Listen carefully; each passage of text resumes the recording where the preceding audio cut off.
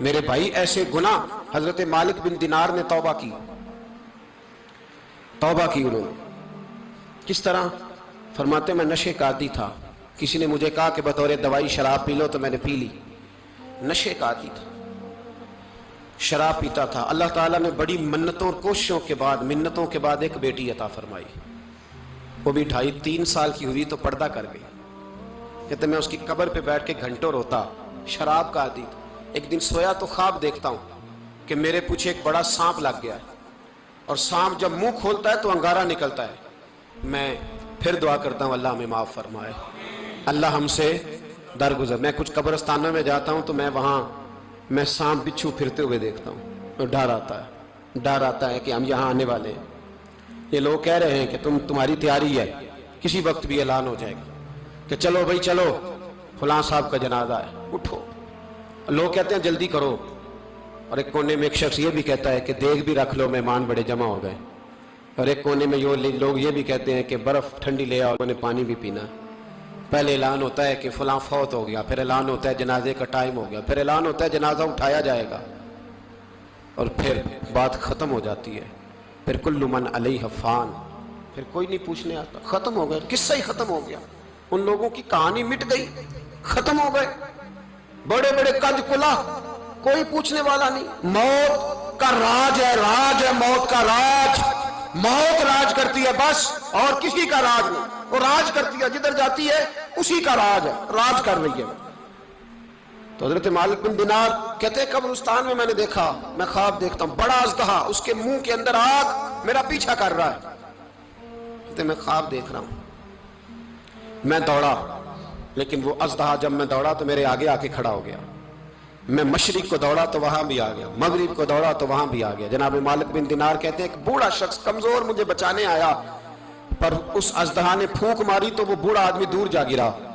کہتے میں چیختا تھا, چلاتا تھا. ایک پہاڑی پہ میں بھاگا گیا تو وہاں مجھے میری بیٹی ملی, وہ جو فوت ہو گئی.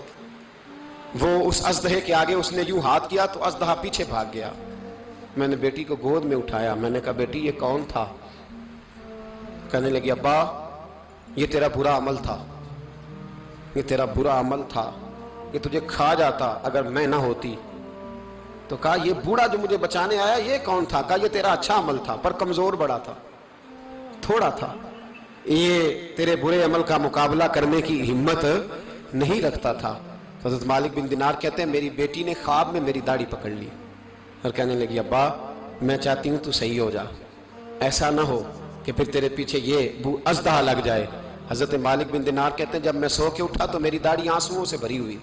پھر اس کے بعد میں نے توبہ کی, اس طرح کی توبہ کی کہ پھر میں نے کوشش کی کہ دوبارہ میں اپنے رب کی نافرمانی نہ کروں. حضرت عبداللہ ابن عباس فرماتے تھے جو دنیا میں ہنس ہنس کے گناہ کرتے ہیں نا, ہنس ہنس کے, جھوٹ ہنس ہنس کے بولتے ہیں, ہنس ہنس کے لوگوں کی غیبت کرتے ہیں, فرمایا یہ جو تمہیں ہنس ہنس کے گناہ کرتے نظر آتے ہیں ان کا رونا قیامت میں دیکھا نہیں جائے گا, ان کے آنسو قیامت میں دیکھے نہیں جائے. جو ہنس ہنس کے گناہ کرتے یہ روئیں گے.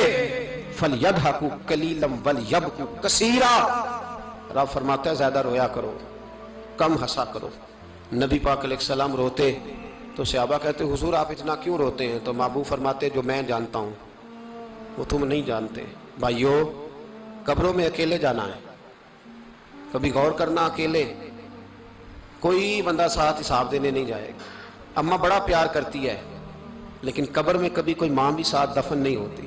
اپنا اپنا حساب دینا, مشکل وقت ہے, حساب کر لینا چاہیے, تیاری کر کے رکھنی چاہیے. گناہ اگر یہاں ہماری زندگی کو تنگ کریں گے تو وہاں بھی ہمارے لیے مشکلات پیدا کریں. نبی کریم علیہ السلام نے فرمایا ہے کہ اللہ بڑا مہربان ہے, اللہ بڑا کریم ہے, اللہ بڑا ستار ہے. اور یاد رکھو جب کوئی اس کی ریٹ کو چیلنج کرے, جب کوئی اس کے قانون کو توڑے, جب کوئی اللہ کی اعلانیہ نافرمانی کرے, پھر رب کریم کی غیرت کو, اس کے عدل کو جوش آتا ہے. توبہ کرے سچی, مسجد کی حاضری دیں پابندی کے ساتھ. میری آپ سے ہمیشہ یہ گزارش رہتی ہے کہ مسجد کی حاضری پابندی سے دیں. میں اپیل کرتا ہوں داڑھی رکھ لیں, یہ میرے نبی کا طریقہ ہے صلی اللہ تعالی علیہ. واپس آ جائیں, ہماری بقا نہ ہمارے دین میں ہے. کوئی نہیں ہمیں رکھے گا, کوئی نہیں رکھے گا, کوئی نہیں. میرا ایک دوست رات بتا رہا تھا کہ سعودی عرب میں ایک شخص نے 30 سال محنت کی,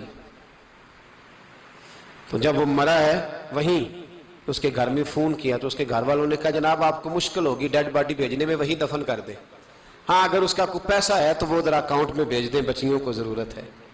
او بھائی تو اکیلا جائے گا، تیرے لیے مشکل ہو جائے۔ اپنے بھی ساتھ یقین کریں، بچے دعائیں کرانے آتے ہیں، کہتے ہیں حضرت جی دعا کریں اللہ اماں کی سختی معاف کر دے۔ اس کا مطلب کیا ہے کہ اماں اب جائے، اب ہمارا نمبر آئے۔ بچے تو انتظار کر رہے ہیں کہ ابا جائے اور گدی پہ ہمارا نمبر آئے، تیاری ہے۔ اکیلے جانا ہے، اکیلے، سخت سا مرحلہ ہے، اکیلے سارا کچھ فیس کرنا۔ آج توبہ کریں، وہاں کے کیڑے یہاں رہ کے ماریں، اپنے ساتھ ظلم نہ کریں۔ ہم اس قابل نہیں کہ وہاں جا کے مقابلہ کر سکیں۔ بچیں، اپنے آپ کو محفوظ کریں، بچائیں، حساب اپنا اپنا دینا ہے۔ کسی باپ نے اگر اپنے بچوں کو حرام کھلایا تو بچے تو نہیں کہہ رہے تھے نا کہ حرام لے کے آ، تو باپ نے حساب دینا ہے، والد نے۔ لہٰذا مہربانی فرمائیں، اپنے اوپر رحم کھائیں، اپنے آپ کو سواریں۔